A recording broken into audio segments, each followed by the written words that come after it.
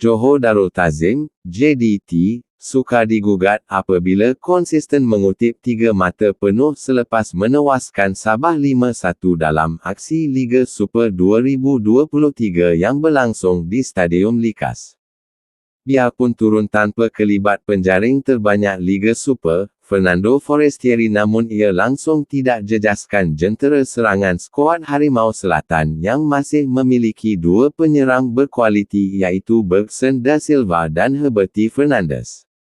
Bagaimanapun, Sabah terlebih dahulu menjaringkan gol pembukaan pada minit ke-12 menerusi percubaan Jeffrey Chu dari luar kotak penalti sehingga menceriakan lebih 20,000 penyokong tuan rumah yang memenuhi setiap penjuru stadium. Namun begitu, jaringan tersebut tidak bertahan lama apabila JDT kembali menyamakan kedudukan menerusi rembatan kencang Juan Muniz dalam kawasan kotak penalti pada minit ke-16. Ini adalah jaringan ke-6 Juan Muniz dalam saingan Liga Super musim ini dan kebanyakan jaringan beliau adalah menerusi rembatan dari luar kotak penalti. Beberapa minit kemudian, pengadil memberikan sepakan penalti kepada JDT selepas Kapten Sabah, Rawilson Batuil didakwa mengasari Juan Muniz. Pada minit ke-25, Bergson menyempurnakan sepakan penalti untuk gol kedua JDT sekaligus mendiamkan sorakan ribuan penyokong tuan rumah.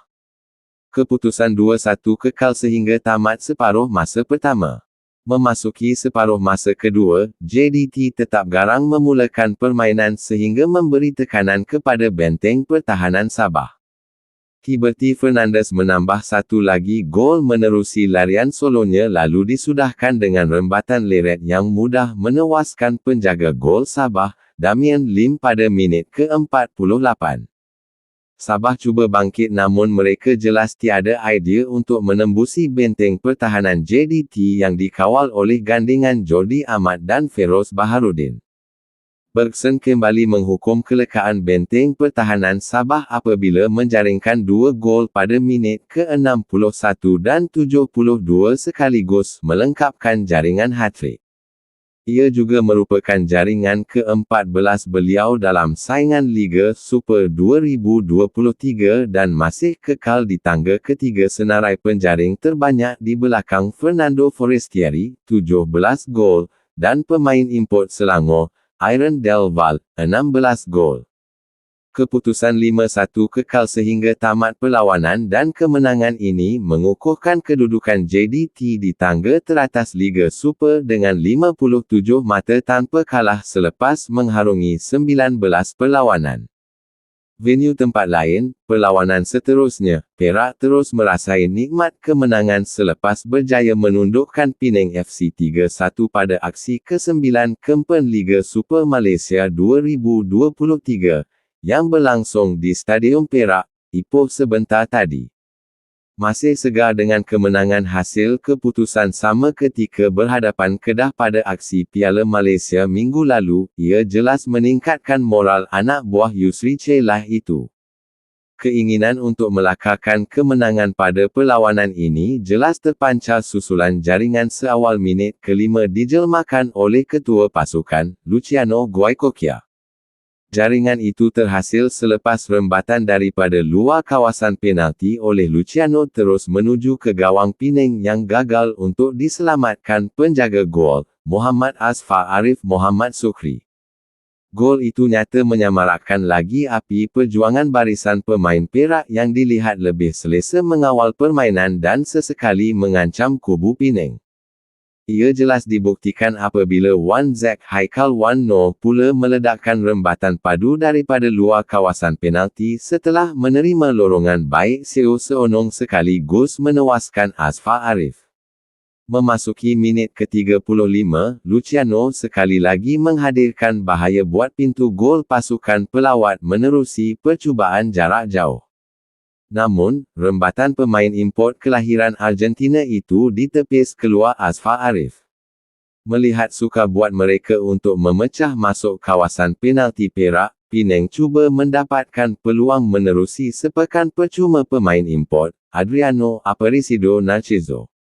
Bagaimanapun, Percubaan pertama pada minit ke-42 oleh Adriano terkena palang dan berselang 2 minit kemudian dinafikan penjaga gol Perak, T. Syahisuaran. Perak hampir menambah jaringan ketiga pada minit ke-53 tetapi tandukan Sundai Afolabi ketika situasi sepekan penjuru hanya sedikit tersasar di sebelah kiri pintu gol Penang. Muhammad Ali Fikmal Rizal Anwar memberikan sedikit harapan buat skuad kendalian Chong Yi Fat pada minit ke-73 selepas beliau mengambil kesempatan di atas kesilapan Shivan Pillai Asokan untuk merapatkan defisit jaringan.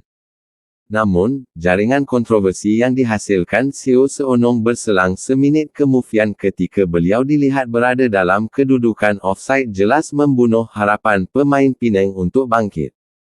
Kedudukan 3-1 itu, kekal hingga tamat permainan bagi menghadiahkan kemenangan keempat buat Perak untuk mengumpul 16 mata, hanya ketinggalan 3 mata di belakang Penang.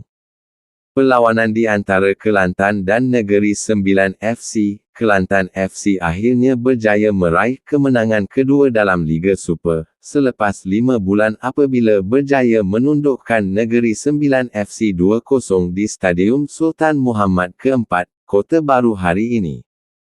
Walaupun tempang tanpa kehadiran 4 pemain import baru seperti yang dikongsikan wartawan Astro Arena, Zulhilmi Zainal Azam, Kelantan FC tetap bersemangat memburu kemenangan di gelanggang sendiri. Dan tuan rumah tidak menunggu lama menceriakan penyokong mereka apabila Leonardo Rolon menyumbat gol pertama perlawanan pada minit kedua.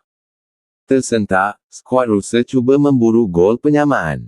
Bagaimanapun, Kelantan FC hampir menambah gol kedua menerusi Hafizan Azali apabila cuba melambung bola ke gawang kosong pelawat pada minit ke-11. Penjaga gol Negeri Sembilan FC, Sheikh Izan Nasrul kemudiannya menghela nafas lega kerana percubaan pemain tengah muda skuad Kijang itu tidak menepati sasaran. Kelegaan penjaga gol Harimau Malaya itu tidak bertahan lama apabila Rolon sekali lagi membolosi gawang Hoben Jang Hoben pada minit ke-30. Penyerang Argentina itu melepaskan rembatan jarak jauh yang terkena pertahanan pelawat sebelum menerjah jaring. Bersambung pada separuh masa kedua, Negeri Sembilan FC terus bergelut mencari peluang menjaringkan gol biarpun beberapa pertukaran sudah dibuat oleh jurulatih K. Ivan. Keadaan ini tidak dibantu dengan The Red Warriors, TRW, banyak mengawal penguasaan bola dan memberi tekanan kepada pelawat setiap kali kehilangan bola. Skuad Rusa semakin malang apabila Haris Kamarudin dibuang padang selepas mengutip kad kuning kedua. Keputusan 2-0 kekal sehingga tamat perlawanan. Kemenangan ini membolehkan TRW memintas Kuching City FC untuk menduduki tangga ke-13 Liga dengan 8 mata. Sementara Negeri Sembilan FC pula kekal di tangga ke-9 dengan 21 mata. Kemenangan ini dilihat tonik berharga buat anak-anak buah Angel Alfredo Vera bila bertemu Terengganu FC pada 14 Ogos ini. Manakala Divan pula, mengharapkan anak-anak buahnya dapat bangkit bila berdepan Selangor FC pada hari yang sama. Jangan ketinggalan dengan info-info terbaru hanya di HD Bola. Yang belum mengikuti lagi, sila tekan simbol subscribe. Sertakan butang loceng notifikasi untuk dapatkan info baru di sini. Klik butang suka kalau anda berkenan video ini ya. Yang sudah menekan subscribe, rajin-rajinkan tangan anda untuk mengkomen di ruang komen. Bersertakan kongsikan video ini, jika ada bermanfaatnya. Itu saja, terima kasih.